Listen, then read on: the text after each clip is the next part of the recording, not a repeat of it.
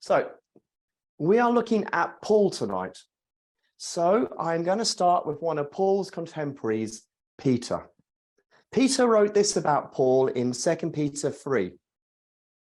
So also our beloved brother Paul wrote to you according to the wisdom given to him, speaking of this as he does in all his letters. Yet there are some things in them hard to understand, which the ignorant and unstable twist to their own destruction, as they do the other scriptures. Paul can be difficult. Even his contemporary Peter thought so. So we shouldn't be surprised if our congregations find him hard now. So at the start of this, let's not pretend the task of understanding Paul, of preaching Paul, is easy. So why is it so difficult? Well, there's difficult language, and that's through translation as well. There's a difficult thought structure. Paul goes all over the place. And there are difficult concepts and different preconceptions there. So we have different places, we have different contexts, we have different problems. So we're looking at interpreting Paul, but part of this is an overall series of interpreting scripture so that we can understand and we can also preach it. So I'd like to say, why bother with Paul? Why read him? Why preach him? Well, the most obvious answer is because it's in the Bible. Just because it's difficult doesn't mean we should ignore it. And almost half of the New Testament books are ascribed to Paul. Paul also deals with some, with theological and pastoral concerns. And both of these need addressing in our churches and congregations today. Theologically, we can deal with issues, let's use some big words. Soteriology, that's a big word for salvation, atonement, being saved. He deals with Christology. That's just a big word for understanding Jesus. And he deals with ecclesiology, which is the big word for how the church works. So Paul talks in theology. But Paul also talks pastorally. He talks about church discipline, Christian living, church services. And all these mattered then, and they also matter now. So in this presentation, I'm going to try and help us understand and preach Paul better. I will start by trying to help us understand Paul better. And we're going to do this by exploring some of the ideas that have come from what has become known as the new perspective on Paul, with a little help from other people too. We will look at what Paul believed and what he taught. We're then going to look at some specific difficulties in Paul, and we're going to look at the role of women, slavery, and how his writings have been used by some anti-Semites. And then we're going to have a look at all of this and say, how does that actually help us when we approach his letters? So we're going to look at some ways that we might be able to read and preach from the Pauline letters. And then I'm going to give you a few resources where you can go in your quest to better understand Paul. And then we got some encouragement from the man himself. So my central thesis today, my main claim tonight, is that in order to understand his letters, we need to first understand Paul himself. Now, unfortunately, Paul is often misunderstood. The first misunderstanding is to see Paul as some kind of proto-Christian or first Christian. In fact, you don't have to look very far and you'll find articles, books, or talks that claim that Paul should be seen as the founder of Christianity. Some claim that he turned his back on his Jewish roots and he took this small Jewish sect and created the Christian church. However, if we take Paul seriously, then we must start with the fact that he was and remained a Jew. In his own words, and you can find this in many places, and a good concordance will help you here, he was zealous. That's the first thing we misunderstand. The other misunderstanding is to view Paul through the eyes of one of the most important interpreters of Paul, and that is Martin Luther. Martin Luther's discovery, or more likely the rediscovery, of Paul and his theology changed the direction of the Western Church.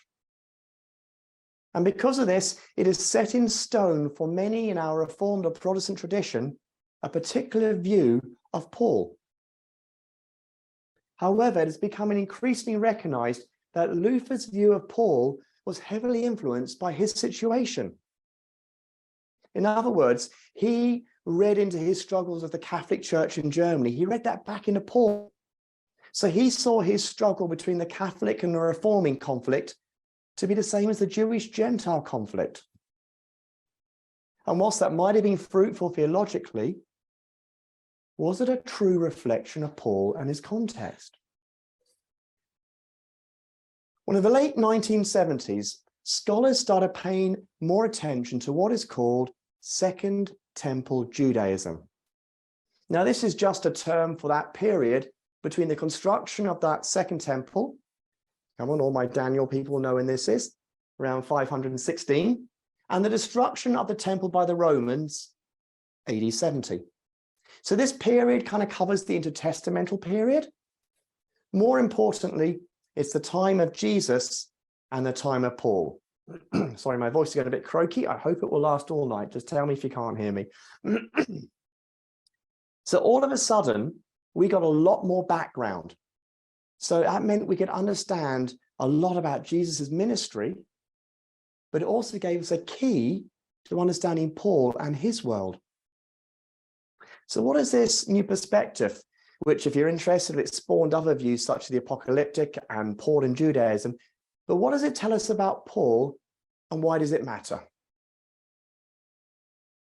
Well, the traditional view, the traditional Reformed Protestant view of Paul, is that he advocates justification through faith in Jesus Christ over justification through the works of the law. This is traditionally understood as Paul arguing that Christians' good works would not factor into their salvation. Only their faith would count. So the argument goes, first century Palestine Judaism is legalistic. It's focused on works righteousness, and we use terms like whitewashed tombs. Now, that probably sounds like the last sermon you heard, or maybe even preached on Paul, doesn't it? So what does this study of Second Temple Judaism actually show us? Was works righteousness a defining feature of it? Or is this just Luther's struggle read back into the text? Well, the basic answer, according to those who took the time to look at all the material we had for that period, is no.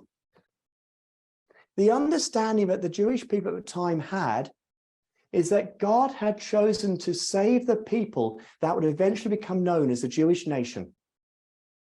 God enters into a covenant with his people. And you should know all about covenants because that was our Sabbath school lesson a couple of quarters ago.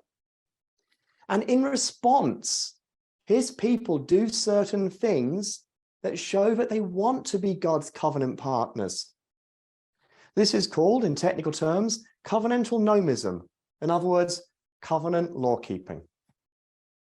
In other words, you keep the law because you want to show you're in the covenant. So what then are all these works of the law that Paul objects to? Well, in Second Temple Judaism, they use this phrase. And the idea here is that works of the law are the badges that demonstrate our covenant membership.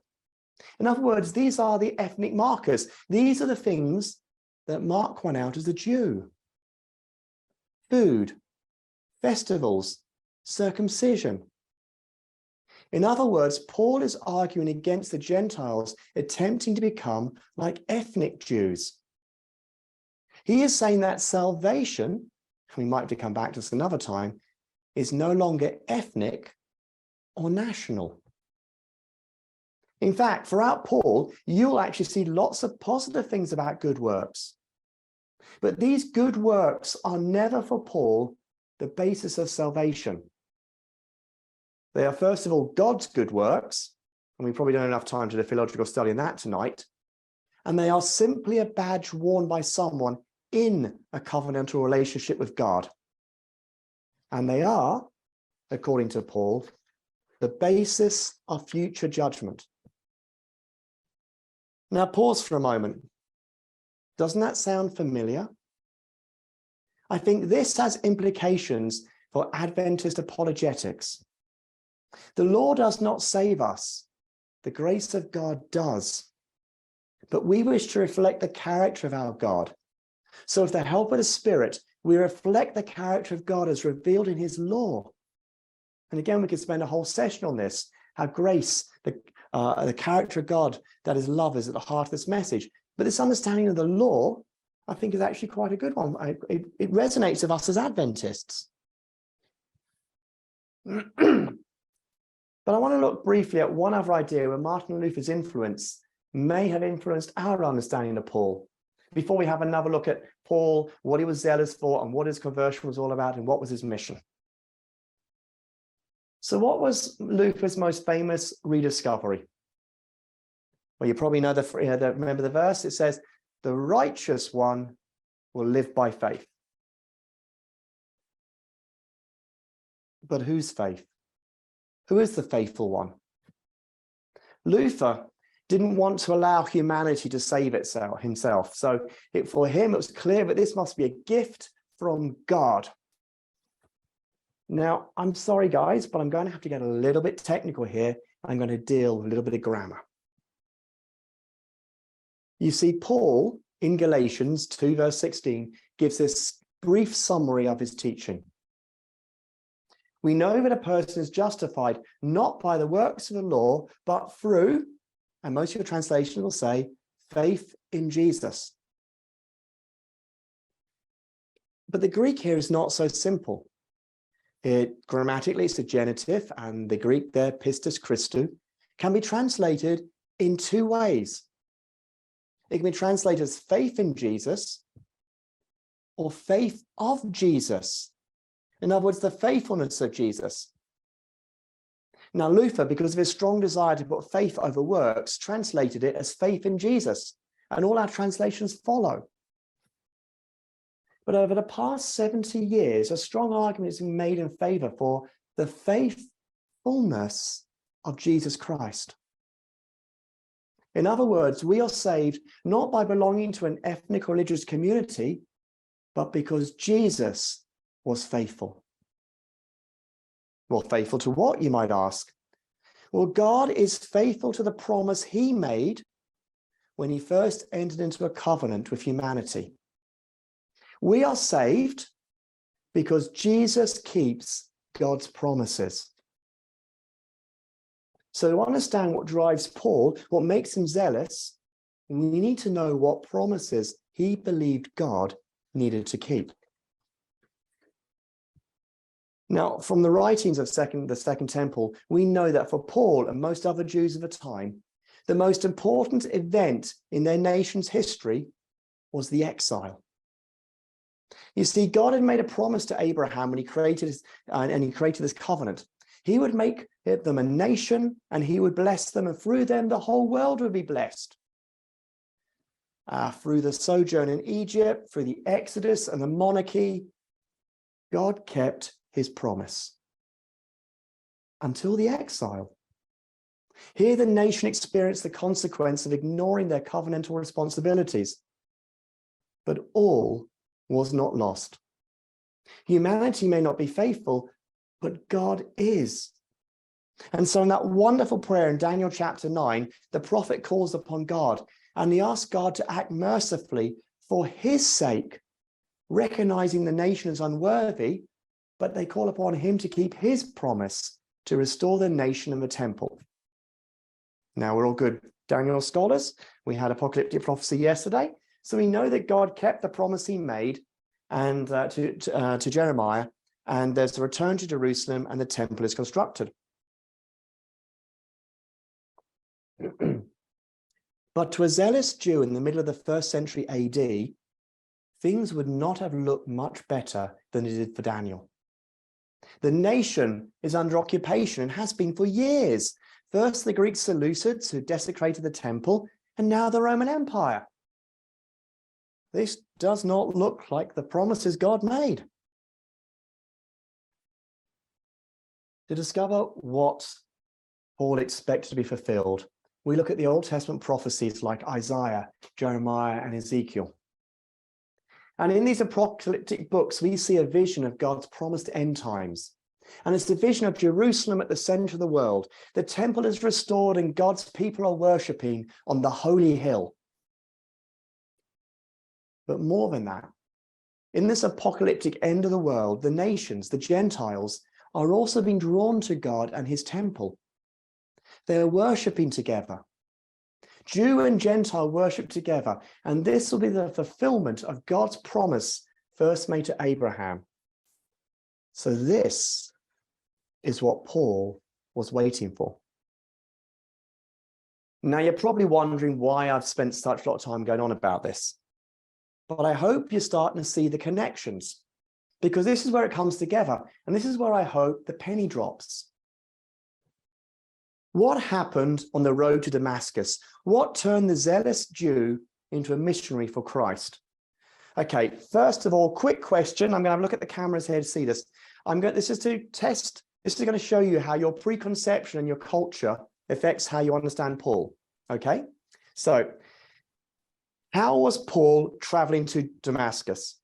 If you think he was on a horse, give yourself horse's ears.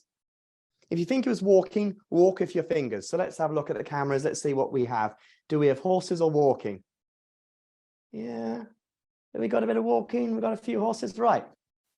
Interestingly, studies show that most Protestants think he was walking and most Catholics that he was on a horse.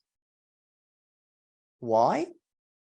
Well, because most Catholics learned about this from paintings, where he's pictured as any important person would be, which is on a horse. And most Protestants learn this story from the Bible, where there's no mention of a horse. It doesn't say there wasn't one. It just doesn't say anything about his transport. But you see, our preconceptions and culture affect how we interpret things. Traditionally, we've seen the Damascus experience as a conversion. Paul sees the error of his ways. He sees the error of his works righteousness, and he meets and has a personal experience of the Savior. And he's now compelled to witness to the grace that he has experienced. But tonight, may I suggest that instead of seeing this conversion as a change of direction, we see it as a change of time frame. Paul, remember, is zealously longing for the fulfillment of God's promises. He wants the apocalyptic end times world that he believes that God has promised. So he runs around Palestine defending the ethnic markers. He persecutes this new Jewish sect that believes in the dead teacher, Jesus. But then, on the road to Damascus, he has a vision of the risen Messiah. Now, Daniel teaches Paul that the Messiah's return to the heavenly throne room is a sign that God is keeping his promises. It's a sign that the last great apocalyptic end of time is soon. Paul always believed it would happen, just not yet. But on the road to Damascus, meeting the risen Jesus jolts him into recognizing that he is living in the last days. So this helps us understand what Paul's mission was. Paul was called to announce the new age announced by the resurrection of Jesus. And he was called to welcome Gentiles through the faithfulness of Jesus into the family of God. And that's an understanding of Paul that's going to unlock his letters. But before we look at some of his letters to try and understand them, there are a couple of problems that we need to deal with. Paul, we're told, has a woman problem. Now, in Edinburgh, there are two churches, two St. Paul's churches in the Episcopal tradition. There's a newer one, it's an evangelical, a bit more happy-clappy, and there's an older one, which is Anglo-Catholic. And when I lived in Edinburgh, they used to refer, jokingly, to the old one as St. Paul the Misogynist. Well, how do we respond to this idea that Paul hates women? Well, we've got two choices, two extremes. We can ignore it. We can do two things. We can say, well, Paul didn't write those books, therefore we don't have to worry about it. Or we can say, well, he wrote it, I believe it. But I'm going to suggest tonight there's a little bit more complex than that. We need to look at the context of what Paul is writing. And there's some internal evidence we look at too. So the context. Each letter is written to, for, or from a specific context. We must be careful not to universalize from specific teachings. So take 1 Corinthians 11, where Paul talks about women veiling. Now, what does that mean? Well, in the Greco-Roman world of that area, married women would wear in public a veil as a symbol of chasteness. They wouldn't wear it in a home or close personal situation, and only middle class or upper class ladies would wear it. And in Corinth, it was a very multicultural area. There's a seaport. You had lots of people coming through. You had a lot of prostitution. So you put all those things together and you think, maybe there's a specific reason in Corinth. Paul is suggesting that women should dress like this, so they're not mistaken for prostitutes. So they're looking as if they are welcomed and recognized members of society. You see, the context helps us understand that Paul is sometimes giving a specific teaching for a specific time. And then we have other internal evidence with Paul, because I'm going to suggest tonight, but actually sometimes we see a contradiction in Paul. Now, you'll all quote to me the phrase where Paul says, do not allow a woman to teach. Then let me ask you, who does he allow to teach? Well, he writes to the young Timothy a few times, doesn't he? Timothy, a minister, in Greek, a deacon. Well, Phoebe in Romans is described as a deacon. Not just that, no, I'll come back to a moment. We also have Priscilla and Aquila, who are fellow evangelists, preachers. We have Junia, described as an apostle.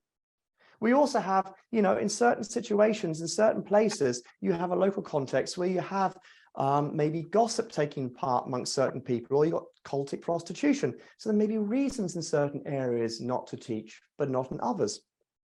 And for example, let me just come back to Phoebe. Phoebe is probably the person who carried the letter to the church in Rome. Phoebe was with Paul. Phoebe listened to Paul as he dictated the letter. Phoebe goes and takes the letter to the church. So when the church in Romans reads the letter, it says, well, what does Paul mean by that? Who are they going to ask? Phoebe. Another area of Paul that's problematic to modern readers is his attitude to slavery. Despite claiming that in Christ there's no Jew, no Gentile, no male, no female, no free, nor slave, he appears to be either ambivalent towards slavery or complicit in its continuation. Now, the Roman economy depended upon slavery in a way that we just find hard to believe today. Augustus brought in a tax. Now, we're going to talk about one of his taxes when we do our Christmas programs later on this year. But Augustus brought in a tax on sales on slavery, and we can work out from it that there was about 250,000 slave transactions a year.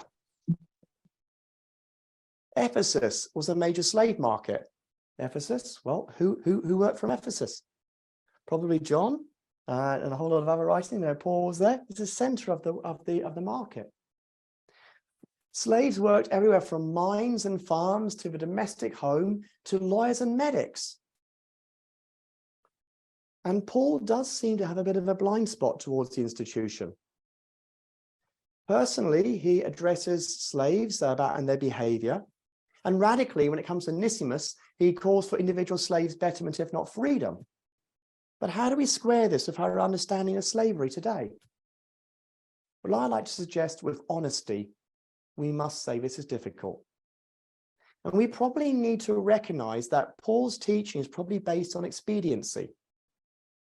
Paul believed that he was living in the last times. This end time generation, He thought that the Christian slaves would be free when the Messiah returned. So why push for a radical, political, unpopular message that will bring the force of the empire down on the church?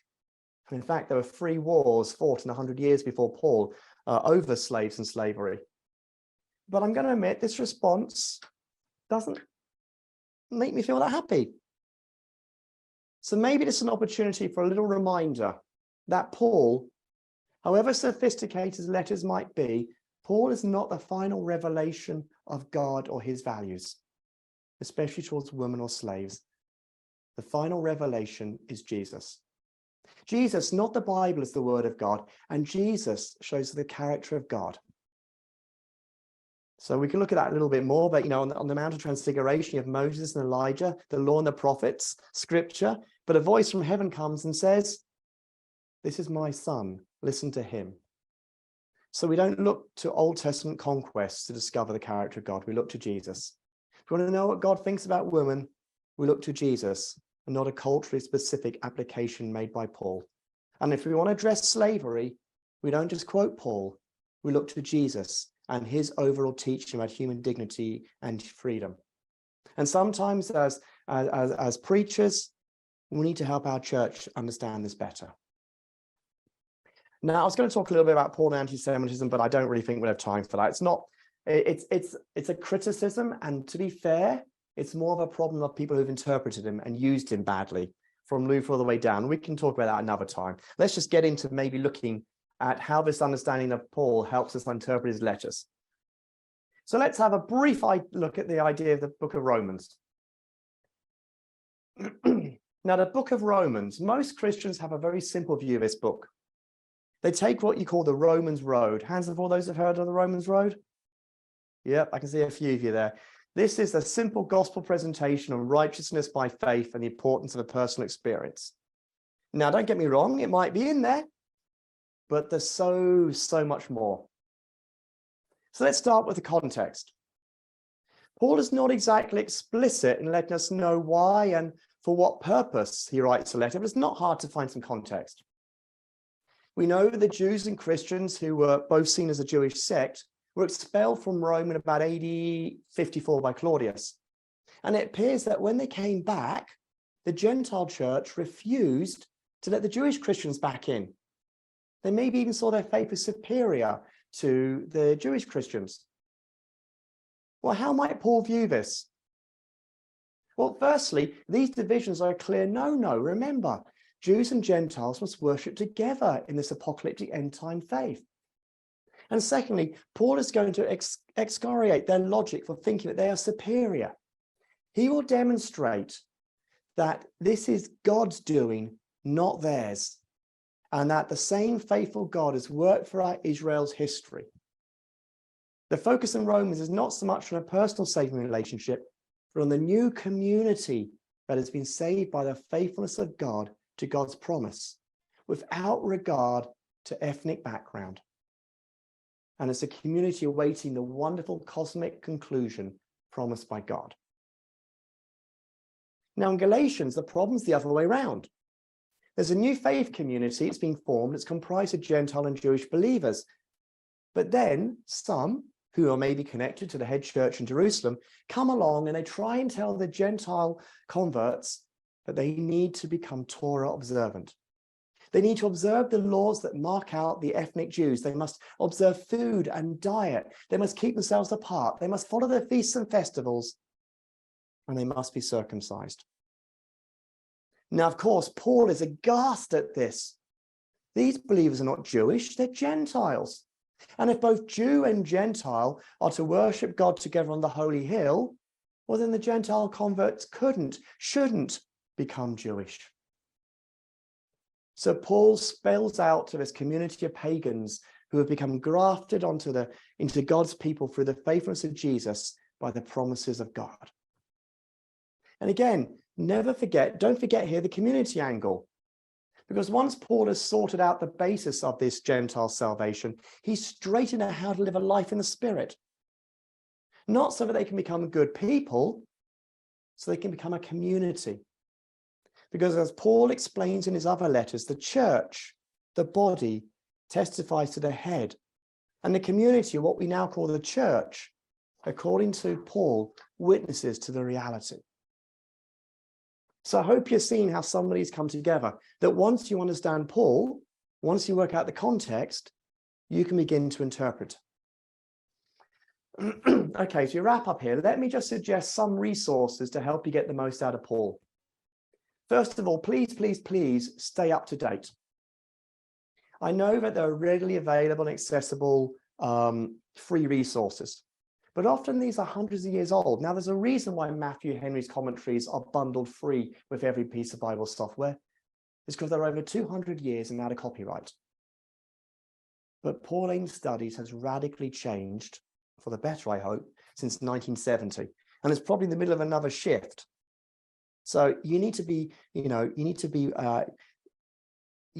aware of this and not stick to old resource from 100 years ago. So where should you start? Well, I need to say that unfortunately, this is an area where we haven't had too many Adventists engaging. I don't know why this is, because I think this understanding of Paul is very Adventist. There's one exception, that's almost by accident. Dr. Sigve Tonstad, who has a doctorate from St. Andrews University, but teaches at Loma Linda. Well, he's written one of the best commentaries on Revelation you'll find. He's even got it published in a non-Adventist series, but he has spoken on the faith in Christ, faithfulness of Christ, because it has implications for Revelation. And he comes out in favor of this new reading, the faithfulness. But who should you be looking at if you want to get a good understanding of Paul? Well, the most accessible authors are going to be people like N.T. Wright, Douglas Campbell, and John Barclay. Along with Dunn and Saunders, N.T. Wright was at the forefront of this reassessment of Paul. He writes both for the academic and for the pew. He's got a series called New Testament for Everyone. That's a really easy way to get into the books of Paul. Douglas Campbell, who's moved on to what they call the apocalyptic view, he's written a really good biography on Paul called Paul and Apostles' Journey. And then Beverly Gavanti has written a really good book on Romans. John Barclay has written an excellent 600-page book on the gift, which is far too long for anyone to read. So read his 150-page one instead. And then if you're interested in Paul within Judaism, that gets a bit complicated, but you've got about 3 or 4 people writing that subject now. Now, I'm going to get in trouble now with my colleagues. But guys, if you don't have anything new in your libraries, but you're a lay preacher preaching regularly in your church, go to your pastor and say, I need to keep up to date. Buy me a book. If you're one of my lay preachers, I'll do that. I'm looking at my colleagues in here, whether they'll say yes or no, but I think it's worth doing. And now, quick word about Bible versions. When you read, use more than one. Realize that everyone has its flaws. For example, the New International Version takes the easy way out and it translates Paul to say what 400 years of Reformed Christianity thinks it should. The English Standard Version writes checks it can't cash because its desires to keep women in the kitchen, not in the pulpit. In other words, every Bible has some flaws somewhere, so we use many of them. Try and work out Paul's flow. Paul travels in a straight line, but he stops for diversions. It's like traveling on a motorway and stopping at a service station. That's how Paul thinks. So if you are trying to preach or teach Paul, work out whether he's traveling or sitting in a service station. So before we wrap this up then, how might we want to preach Paul? Well, you could take a book, preach for a book, but don't do what a predecessor of mine did in one of the churches I moved to. After 3 years, he left and he hadn't got past Romans 5. But sometimes a series is a good way of doing it. An easy approach is to pick a passage. Ask your pastor if he or she would like you to work in a certain area, work with it, follow the Spirit. You might sound easier, but you will still need to take all the effort to understand Paul and work out what he's saying. Another approach is to pick a topic, something that grabs you. And let me just give you an example of how good scholarship can help. John Barclay has written on the gift. Now, the same word in Greek is for gift and for grace. So what is gift giving all about? Now, you're all thinking of Christmas now, aren't you, when you give gifts to everyone? That's not how it works in the Greco-Roman world. There are conventions that everybody understood. Gifts were only given to worthy recipients. But God gives to unworthy people. This is just unheard of. But not only is it unheard of, if you aren't worthy but you're given a gift, It elevates your status.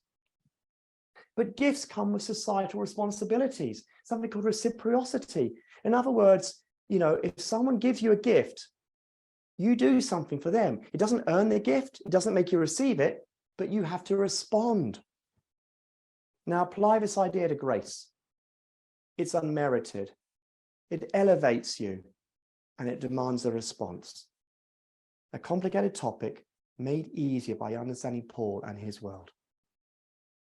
Okay, I'm going to finish now with the words of Paul. 1 Corinthians 2.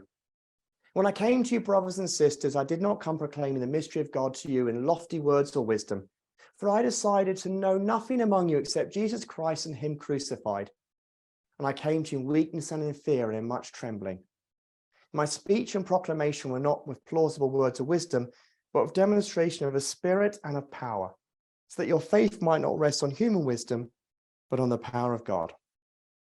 So finally, friends, preach like Paul.